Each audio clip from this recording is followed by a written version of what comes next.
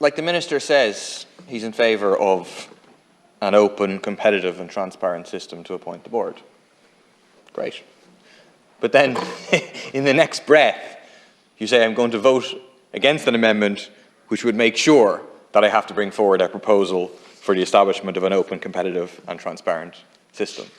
So you're against the amendment which is going to ensure you do the thing that you say you're going to do in any case.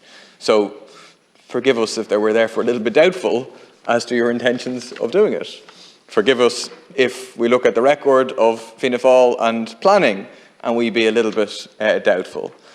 Forgive us if we see the process of the removal of An Bord Pleanála as an independent body, free of government and ministerial control and interference, and instead, ultimately, ministerial decision about who's on it, that we aren't a little bit dubious about what is happening here. There's obviously a context to this, which is also in terms of the bill that is coming down the line after Christmas. So this is a very, very minimal, in reality, amendment. It's very limited to say that you come back with a proposal about what this open, transparent process that you're supposedly in favour of is going to look like, so then that we can actually democratically discuss it, as opposed to giving a carte blanche to you. And obviously the consequences of this are quite significant. I mean, this is an enormously powerful board. The consequences of the decisions that it makes are immense for communities, for people who are looking for housing. It's very, very important. The current system isn't a good system, agreed, but we do need to have a system that is a genuinely independent system. So it's not the current system, agreed, but it needs to be a genuinely independent body, whereas the real danger of what is happening here is that it's not that whatsoever, and that you get to appoint who you want, bluntly. And that could be done in a kind of skillful way, whereby you have a supposedly open and transparent process, but it isn't really, and you get to appoint who you want. It could be done just, you appoint who you want. Or we could actually do an open, transparent process, etc., etc. But like, the best way to reassure anybody who has doubts about these things, who might not accept the sincerity of Fianna Fáil on these issues, essentially just accept the amendment and say you're going to bring forward these proposals and allow the Dáil to debate them.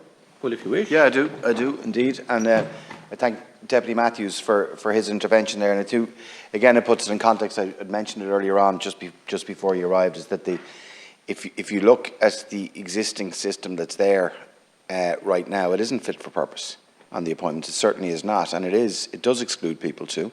An open, transparent competition process is open to everyone. And I said that earlier on, but to reinforce again what Deputy Matthews has said, and he's correct, it's to be open for everyone to apply. And we've detailed in the legislation the type of skills and expertise that we would be looking for, which is a vast improvement on what was there before. To answer specifically to Deputy Matthews' question with regard to marine ecology, we're currently in the process. The only appointment I'm making under the existing legislation is in relation to the specialised marine planner.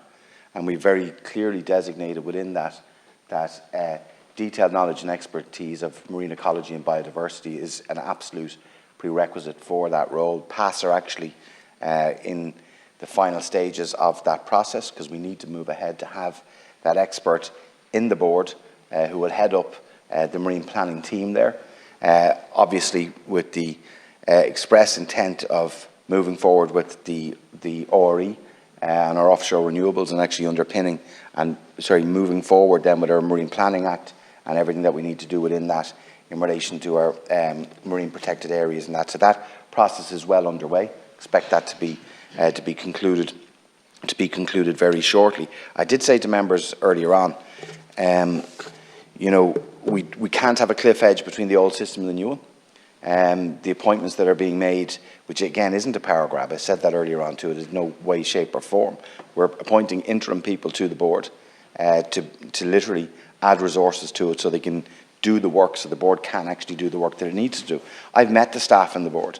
I went down there a number of weeks ago. There's some absolutely brilliantly committed people who've gone through a really, really difficult time. They need to see movement on how we're going to restructure how the board works itself, how the board functions itself, because the board has, and its reputation, I've said this publicly, I'll say it again, because of what has happened this year, has taken a serious battering. And this legislation here is the start of that reform process. And we do need interim measures in place. I think, in fairness, that's been agreed by most members here, that we need to ensure that we have our interim chair in place with the functions and the powers that she needs to actually to exercise her role within it. But when people refer to Section 6, it's important you read all of Section 6. I'm not going to, because I don't want to delay deputies there. I would just suggest that you do.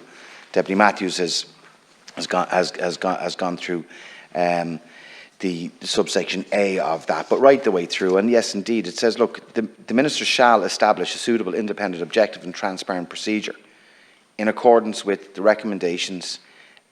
Recommendations may be made to the Minister in relation to the appointment of ordinary members on the board. So we are going to establish a suitable, independent system. It will be in place. I've said to Deputy O'Brien and to members here as well, I have absolutely no difficulty, and I'll give a commitment here this evening, that when that procedure is fully worked through, and we do have an idea about what we're looking at, and we need an efficient way of doing this too, that I will absolutely come back to the committee with it. But the legislation needs to pass. The legislation needs to be able to provide us some flexibility in that space of the type of process. But it will be far better than the process that is in place now. And I can say, as someone who has had experience of actually having to appoint people to the board and also to deal with that process right the way through, the nomination system could lead to 20, 30, 40 names coming forward. All of those people who are nominated and have applied for a position, all interviewed or met effectively. No recommendations in written form made whatsoever to any minister. You know, and that's the position there. So I would actually say that there's a greater risk using the current system or retaining the current system to the integrity of a new board Panola. There's a much greater risk if we're to retain that system, and I don't want to do that. And this government doesn't want to do that, because we need a board that sits at the apex of our planning system that is fit for purpose, and that the legislation underpins it, but that we need to structurally change it. And we will have the Consolidated Planning Bill, which will be a further advancement of this, which will bring forward further changes to the board and its structure, which I outlined in my remarks at second stage. So what I'm saying today, I do understand and respect the views of deputies that they've raised here this evening, and the thrust of the amendment that is there. But I put it to you that Section 6, as it's outlined here, we're setting out very clearly what we're going to do. I've said to deputies in the record of the House here as well very clearly that when the procedure is, we've concluded the work on that, we will go back to the Joint Oireachtas Committee and let the Joint Oireachtas Committee know. But we need the legislation passed. People who've tried to portray this as a type of power grab, and as I said earlier on, are going back to the future with bad practice before, it's anything but. It's actually, it's a fundamental change in the way in which members of the board are going to be appointed into the future. And that will be further enhanced by the structural changes that we're going to make to the board, which I won't discuss here, because that will be subject to pre-legislative scrutiny as well by the JOC. That will be in the first quarter of next year and into the second quarter, that we need that Consolidated Planning Bill passed. But I won't detain deputies any further. I have said that I won't be accepting amendment number 1. I think the discussion around it has been useful, but I won't be accepting it.